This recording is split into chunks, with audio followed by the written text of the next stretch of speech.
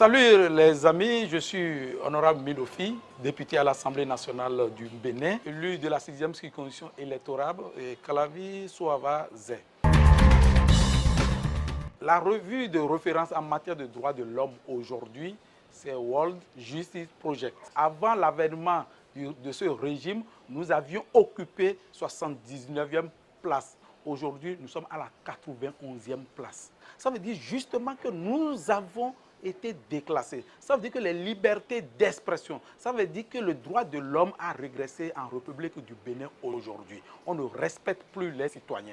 Les citoyens ne sont plus considérés. Et ça, nous, au niveau du parti Les Démocrates, au niveau de notre groupe parlementaire, nous avons interpellé le gouvernement à travers les questions orales au Parlement. Et à ces questions, nous n'avons pas reçu des réponses convaincantes. Au niveau de l'expropriation, dans notre pays, notre constitution a prévu qu'avant d'exproprier un citoyen, il faut justement le dédommager. Mais aujourd'hui, on constate d'abord que les justificatifs pour exproprier un citoyen ne sont pas vraiment des justificatifs valables. On exproprie parce qu'on veut occuper cet espace ou on veut le donner à un ami ou à un proche.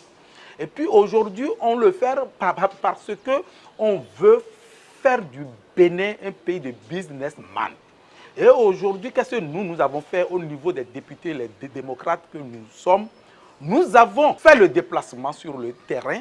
Nous sommes allés rencontrer les citoyens, les victimes. Nous avons échangé avec ces victimes. Au niveau du Parlement, nous avons, à travers les questions orales, interpellé le gouvernement pour savoir concrètement pourquoi le gouvernement procède ainsi. Chers amis, tenez-vous bien, nous n'avons pas eu des réponses convaincantes pour pouvoir vraiment justifier l'effectivité de ce que le gouvernement est en train de faire. En ce qui concerne les violences et les bavures policières, je voudrais vous rappeler la situation de Gogounou.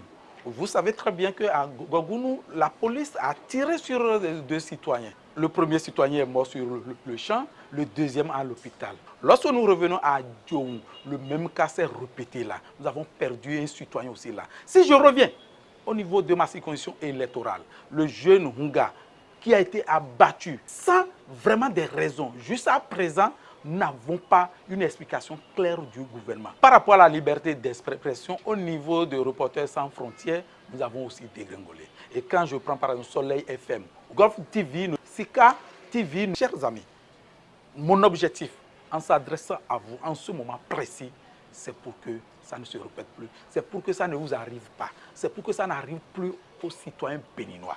Il faut que nous revivons notre démocratie chèrement acquise depuis 1990.